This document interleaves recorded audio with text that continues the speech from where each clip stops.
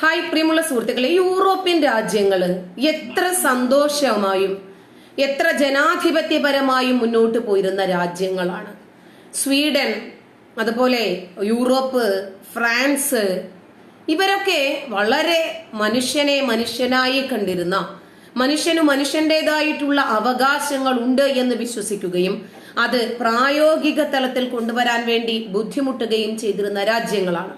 അതുപോലെ ഇറ്റലി ഇന്ന് അഭയാർത്ഥികളായി വലിഞ്ഞു കയറി ആ രാജ്യങ്ങളിലേക്ക് പോയ ആളുകൾ ഉണ്ടാക്കുന്ന ബുദ്ധിമുട്ടുകൾ കാരണം നിൽക്കക്കള്ളിയില്ലാതെ വന്നിരിക്കുന്നു. സ്വീഡനില് ഈ മതഭീകരവാദികൾ ഉണ്ടാക്കുന്ന കൊള്ളയും കൊലയും ബലാത്സംഗവും മോഷണവും പിടിച്ചുപറിയും ഭീഷണിപ്പെടുത്തലും, അതുപോലെ എല്ലാം, കൊല പറയാനും ഇല്ലല്ലോ, ഇതൊക്കെ നടത്തുന്ന കാരണം അവരൊക്കെ വല്ലാതെ പൊറുതിമുട്ടിയിരിക്കുന്നു. അഭയം കൊടുത്തവരെ അഭയാർത്ഥികളാക്കുന്ന ചരിത്രമുള്ള ഈ വിഭാഗത്തെ സംബന്ധിച്ചിടത്തോളം അവർക്ക് അവരുടെ മതം എന്താണോ പറഞ്ഞത് അത് അവിടെ പ്രാവർത്തികമാക്കണം. അത് കഴിഞ്ഞിട്ടേ രണ്ടാമതൊന്നുള്ളൂ. മതം എന്താണ് പറഞ്ഞത്?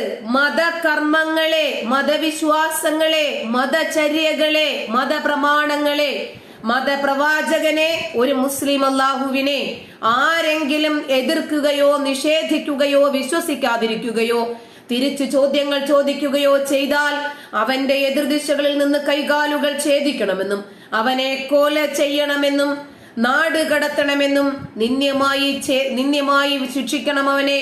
അവന്റെ വിരലുകളെല്ലാം മുറിച്ചെടുക്കണം, പതുങ്ങിയിരുന്നിട്ടാണെങ്കിലും ശരി അവന്റെ കഴുത്ത് വെട്ടണമെന്നൊക്കെ പറയുന്ന ഗ്രന്ഥത്തിന്റെ പരിഭാഷ ഇന്ന് എല്ലാവരുടെയും കൈകളിലുണ്ട്.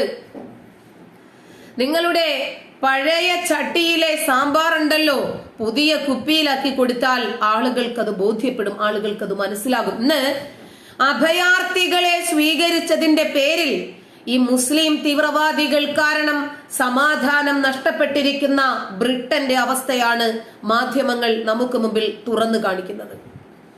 ജനാധിപത്യത്തിൽ ഏറെ വിശ്വസിക്കുന്ന ഒരു രാജ്യമാണ് ബ്രിട്ടൻ.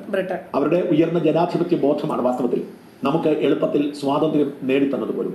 മഹാത്മാഗാന്ധി അടക്കമുള്ളവർ സമരനായകന്മാരായി ബ്രിട്ടനെതിരെ നിന്നെങ്കിലും അവരുടെ ഉയർന്ന ജനാധിപത്യ ബോധത്തിന്റെ ഒരു ദാനമായിരുന്നു വാസ്തവത്തിൽ പെട്ടെന്നുള്ള സ്വാതന്ത്ര്യം. ആ ജനാധിപത്യത്തിന് ബ്രിട്ടൻ വില കൊടുത്തുകൊണ്ടിരിക്കുകയാണ്.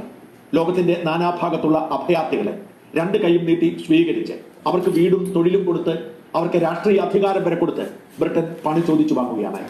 ഒരു വർഷം ഏതാണ്ട് 1 ലക്ഷത്തോളം അനധികൃത കുടിയേറ്റക്കാരാണ് ബ്രിട്ടനിലെത്തുന്നത്.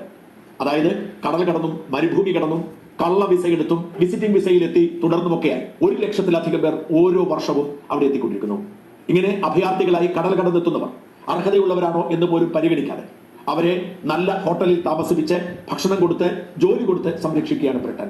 ഒടുവിൽ ഇവരെ പുറത്താക്കാൻ വിധി പ്രഖ്യാപിക്കുമ്പോൾ അവർ മുങ്ങും. എന്നിട്ട് ബ്ലാക്ക് മാർക്കറ്റിൽ അവർ ഇടപെടും. 12 വർഷം അങ്ങനെ മുങ്ങിക്കഴിഞ്ഞാൽ അവർക്ക് അവിടെ സ്ഥിരതാമസം നേടാം. കൂടുതലായി ഇങ്ങനെ ആളുകൾ എത്തുന്നത് യുദ്ധകലുഷിതമായ ആഫ്രിക്കൻ രാജ്യങ്ങളിൽ നിന്നും ഏഷ്യൻ രാജ്യങ്ങളിൽ നിന്നുമാണ്. അഫ്ഗാനിസ്ഥാൻ, ഇറാഖ്, സിറിയ, പാകിസ്ഥാൻ, ബംഗ്ലാദേശ് തുടങ്ങിയ രാജ്യങ്ങളിൽ നിന്നും കൂട്ടത്തോടുകൂടി ആളുകൾ എത്തിക്കൊണ്ടിരിക്കുന്നു. ഇങ്ങനെ എത്തുന്നവരിൽ പലരും ഭീകരവാദികളായി മാറുന്നു. ഇസ്ലാമിക ലോക സൃഷ്ടി സ്വപ്നം കണ്ട് ആ രാജ്യത്ത് ബോംബ് സ്ഫോടനങ്ങൾ നടത്തുന്നു, നിരപരാധികളെ കൊന്നൊടുക്കുന്നു.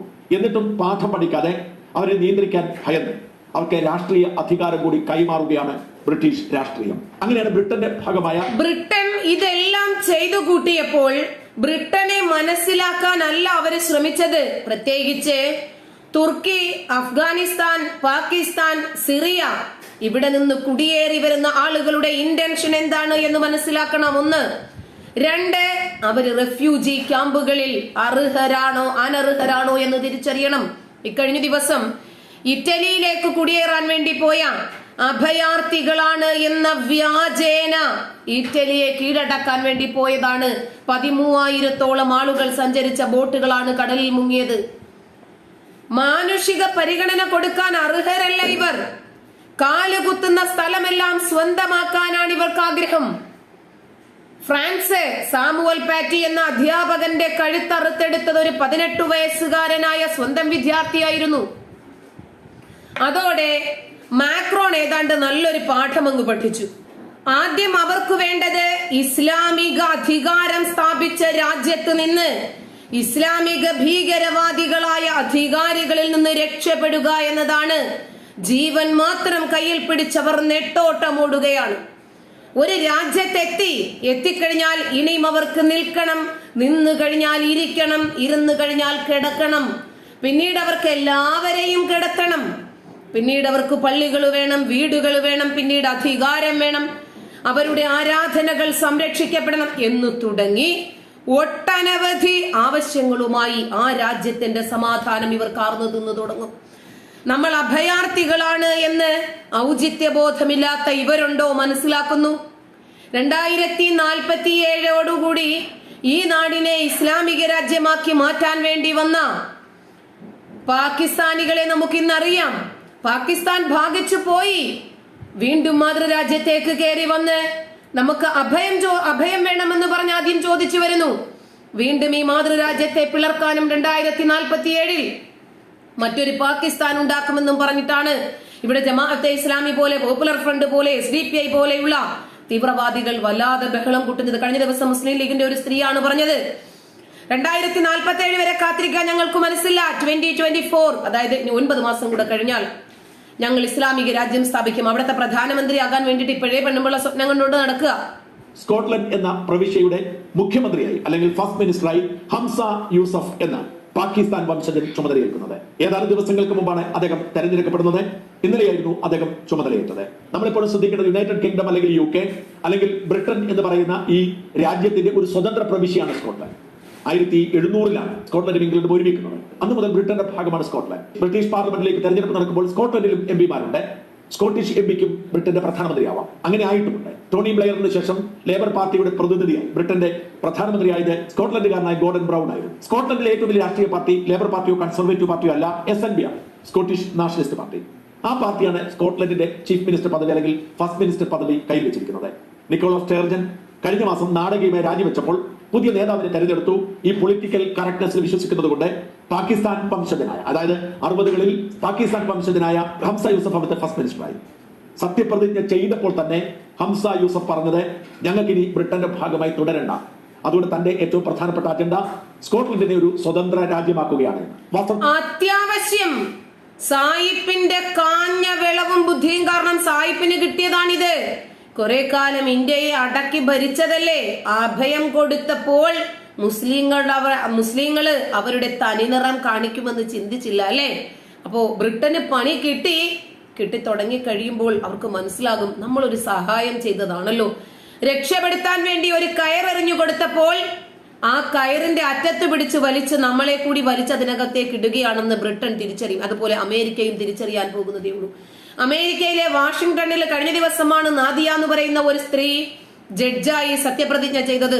അവർ ഖുർആനിൽ തൊട്ടാണ് സത്യപ്രതിജ്ഞ ചെയ്യുന്നത്. സൂക്ഷിച്ചോ, മനുഷ്യന്റെ മാനവിക മൂല്യങ്ങളുടെ, സ്ത്രീ സ്വാതന്ത്ര്യത്തിന്റെ, മനുഷ്യൻ പരസ്പരമുള്ള ഐക്യത്തിന്റെ കടക്കൽ കത്തിവെക്കുന്ന ഗ്രന്ഥത്തെ തൊട്ടിട്ടാണ് അവർ സത്യപ്രതിജ്ഞ ചെയ്തിരിക്കുന്നത്. പണിയോടനെ വരും. ബുദ്ധിപരമായ നീക്കമാണ്. സ്കോട്ടിഷ് നാഷണലിസ്റ്റ് പാർട്ടിക്ക് സ്വതന്ത്ര മോഹം പണ്ട് മുതലേ ഉണ്ട്. അങ്ങനെ ബ്രിട്ടന്റെ ഭാഗമായി നിൽക്കേണ്ട രാജ്യമല്ല, സ്വതന്ത്രമായി നിൽക്കേണ്ട രാജ്യമാണ് എന്ന് വിശ്വസിക്കുന്നവരാണ്. അത്തരത്തിലുള്ള ശ്രമങ്ങൾ നേരത്തെ നടന്നിരുന്നു. 9 വർഷം മുമ്പ് 2014 അവസാനം റഫറണ്ടം നടത്തേണ്ട ഗതികേട് വന്നു. ആ റഫറണ്ടത്തിൽ സ്കോട്ടിഷ് ജനത പറഞ്ഞു, ഞങ്ങൾക്ക് ബ്രിട്ടന്റെ ഭാഗമായി തുടർന്നാൽ മതി, സ്വതന്ത്ര രാജ്യമാവേണ്ടത്. അങ്ങനെ അവസാനിച്ചു പോയതാണ് ആ SNPയുടെ വാദം. SNPയെ ജനങ്ങൾക്ക് ഇഷ്ടമാണ്. ബ്രിട്ടനിൽ പോയി അവരവിടെ നോക്കിയപ്പോൾ എല്ലാം അവർക്ക് അനുകൂലമായ സാഹചര്യമാണ്. പിന്നീട് ബ്രിട്ടനെ അവർ വെട്ടിമുറിച്ചു, അവർ രണ്ടാക്കി മാറ്റി. ബ്രിട്ടനെ ഒരു സ്വതന്ത്ര പരമാധികാര രാജ്യമാക്കി മാറ്റാൻ എന്താ പ്രയാസം? അപ്പം ഇസ്ലാമിക സ്വതന്ത്ര ഭരണം, ഇതാണ് ഇവർ ഉദ്ദേശിക്കുന്നത്. ഇസ്ലാമിൽ എവിടെയാണ് സ്വതന്ത്രം? അങ്ങനെയൊന്നും പറയരുത്. നമ്മുടെ നാട്ടിലെ യുക്തിവാദി എന്ന് പറഞ്ഞാൽ എന്താ? ഏതെങ്കിലും ഒരു മതത്തിന്റെ ഭാഗമായി നിന്ന്, ഏതെങ്കിലും ഒരു പ്രത്യേക രാഷ്ട്രീയത്തിന്റെ ഭാഗമായി നിന്ന്, ഇതൊക്കെ നമ്മൾ കാണുന്നതല്ലേ.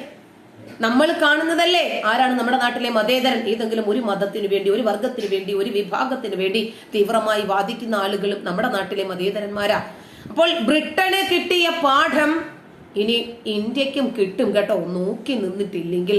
സംശയമൊന്നുമില്ല. കാരണം ധാരാളം അഫ്ഗാനികൾക്ക് അഭയം കൊടുത്ത് ഇവിടെ കൊണ്ടുവന്നിട്ടുണ്ട്. അവരുടെ രക്തത്തിൽ അലിഞ്ഞു ചേർന്നിരിക്കുന്ന തീവ്രവാദ സ്വഭാവവും ജാതിക്കുണവും അവർ കാണിക്കാതിരിക്കില്ല. നന്ദി.